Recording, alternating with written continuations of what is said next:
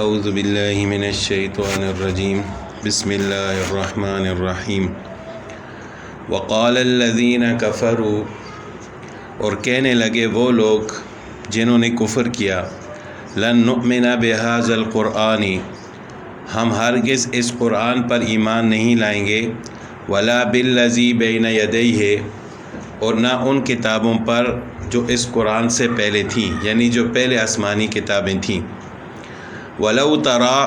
اور اگر آپ وہ منظر دیکھ لیں، اذ الظالمون موقوفون عند ربہم، جب ظالموں کو ان کے رب کے سامنے کھڑا کیا جائے گا،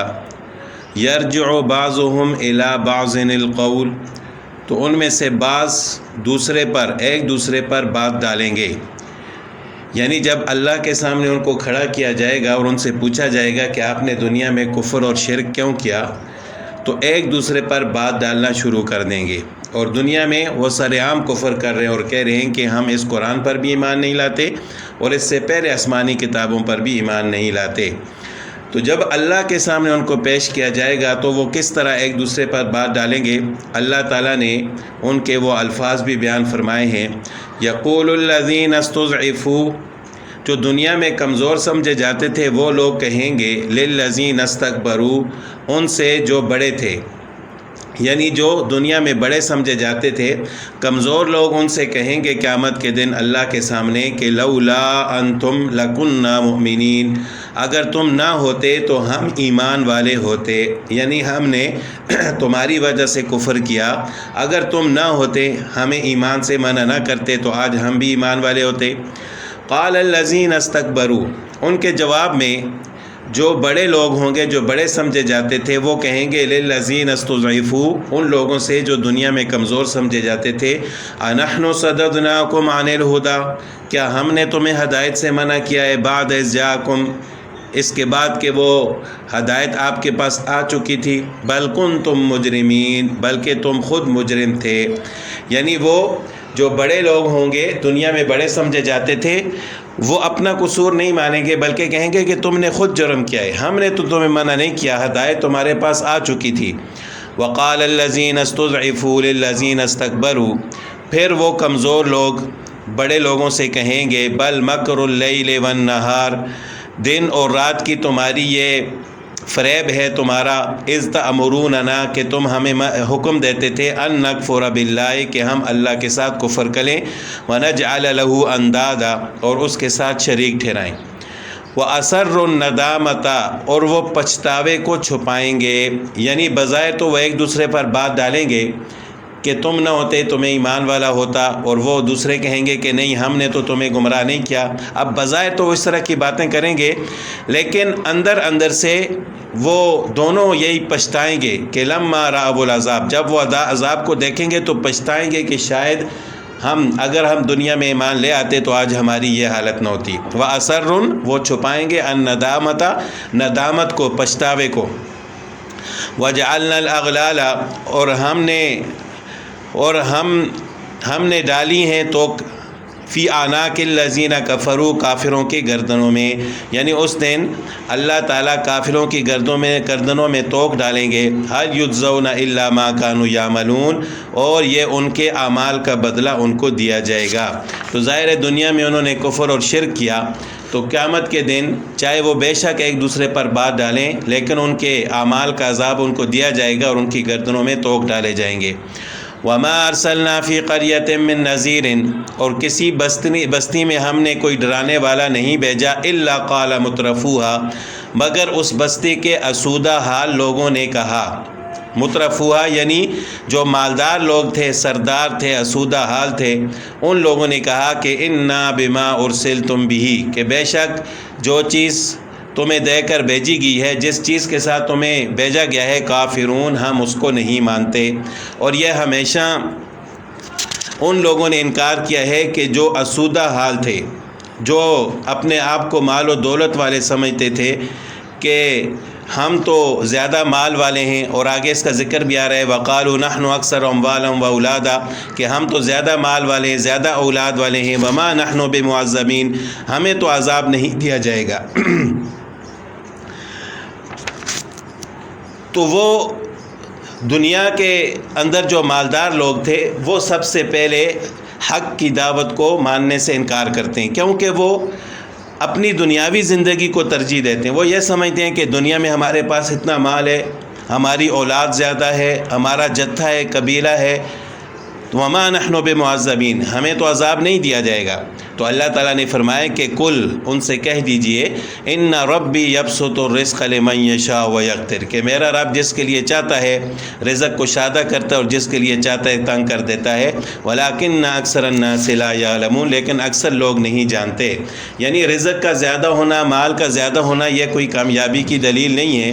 کامیاب تو وہ ہوگا جو اللہ پر ایمان لائے گا، اللہ کی کتابوں پر، انبیاء علیہ الصلاۃ والسلام پر، یوم آخرت پر۔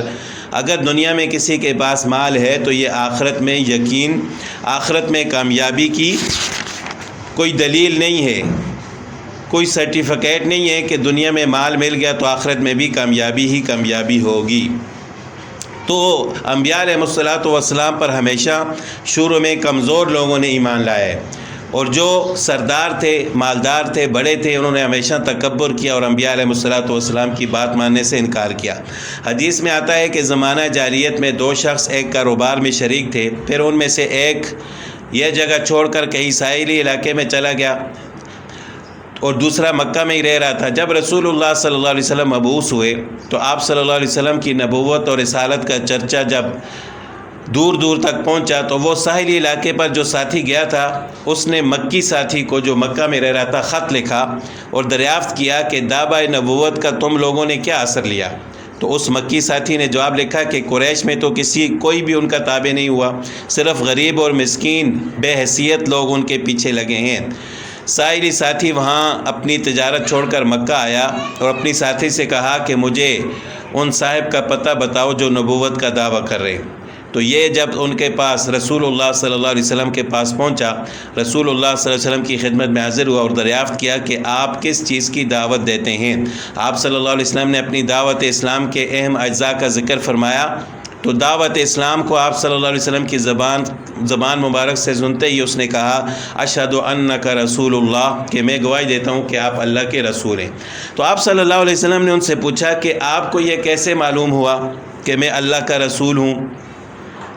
اور یہ دعوت حق کی دعوت ہے؟ تو کہنے لگا کہ جتنے انبیاء علیہ الصلاۃ والسلام پہلے آئے ہیں سب کے ماننے والے ابتدا میں قوم کے غریب، فقیر اور دنیا میں کم حیثیت والے لوگ ہوئے ہیں۔ یعنی اس سے پہلے بھی جتنے انبیاء آئے ہیں تو وہ سرداروں نے،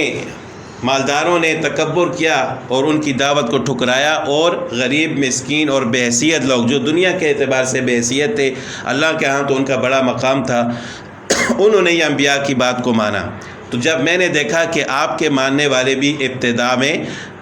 غریب مسکین لوگ ہیں، کم حیثیت لوگ ہیں دنیا کے اعتبار سے، تو میں نے سمجھ لیا کہ آپ اللہ کے سچے نبی ہیں۔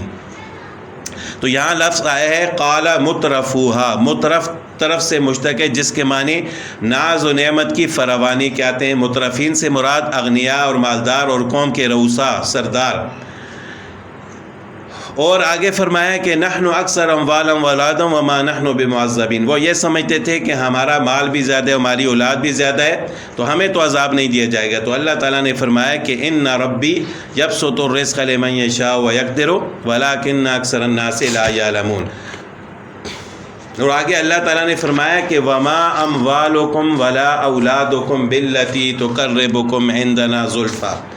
کہ تمہاری اولاد اور تمہارا مال اس کے ذریعے تم اللہ کے نزدیک نہیں ہو سکتے، اللہ کے ہاں مقرب نہیں بن سکتے۔ الا من آمنا، اللہ کے ہاں کون مقرب ہوگا، کون عزت والا ہوگا؟ جس نے ایمان لایا، وعمل صالحا، اور اس نے نیک اعمال کیے، فاولئک لهم جزاء الضعف بما عملوا، تو یہ وہ لوگ ہیں جن کے اعمال کو ان کو دگنا اجر دیا جائے گا۔ وهم فی الغرفات آمنون، اور وہ جنت کے بالا خانوں میں امن کے ساتھ ہوں گے۔ والذین یسعون فی آیاتنا معاجزین، اور جو لوگ ہماری آیتوں کو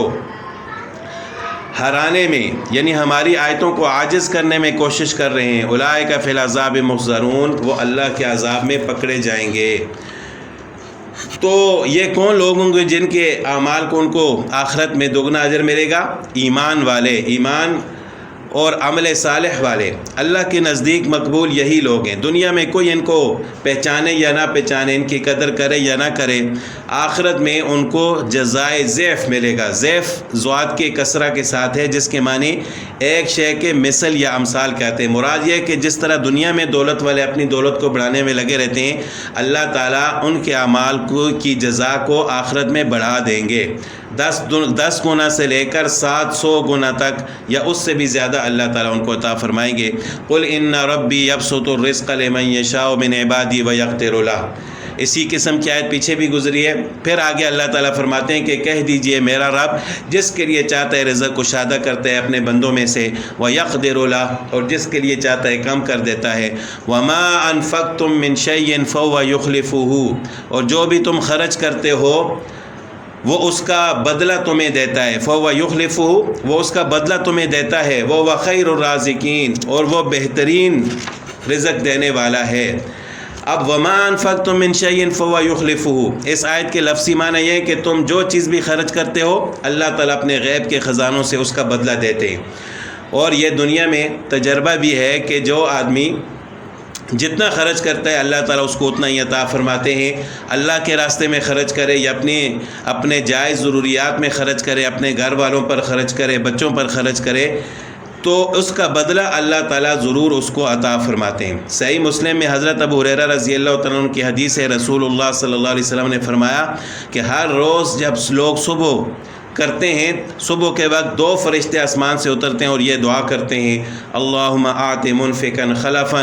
یا اللہ جو خرچ کرنے والا ہے اس کو بدل عطا فرما، وآت ممسکا تلفا، اور جو بخل کرنے والا ہے اپنے مال کو روکنے والا ہے اس کے مال کو ضائع کر دے۔ تو جو شخص کنجوسی کرتا ہے، جہاں خرچ کرنے کا موقع ہوتا ہے وہاں بھی خرچ نہیں کرتا، تو اللہ تعالیٰ ایسے لوگوں کے مال کو تباہ کر دیتے ہیں۔ اور جو اپنی ضروریات میں خرچ کرتا ہے، اپنے بچوں پر اللہ کے راستے میں خرچ کرتا ہے، اس کو اللہ تعالیٰ اس کا بدلہ ضرور عطا فرماتے ہیں۔ حضرت جابر رضی اللہ تعالیٰ عنہ کی حدیث ہے، رسول اللہ صلی اللہ علیہ وسلم نے فرمایا نیک کام صدقہ ہے، اور کوئی آدمی جو اپنے نفس یا اپنے عیال پر خرچ کرتا ہے وہ بھی صدقہ ہے۔ جو شخص کچھ خرچ کر کے اپنی آبرو بچائے وہ بھی صدقہ ہے۔ آبرو بچانے کا مطلب یہ ہے کہ یعنی اگر میں خرچ نہیں کروں گا، اس بندے کو نہیں دوں گا، یا تو میری بےزتی کرے گا، بدگوئی کرے گا، برا بلا کہے گا، تو اپنی عزت بچانے کے لیے اگر بندہ اس کو دے دے تو یہ بھی صدقہ ہے۔ اور جو شخص اللہ کے حکم کے مطابق خرچ کرتا ہے تو اللہ تعالیٰ نے اپنے ذمہ لیا ہے کہ اس کا بدلہ اس کو دے گا، مگر وہ خرچ جو فضول ہو،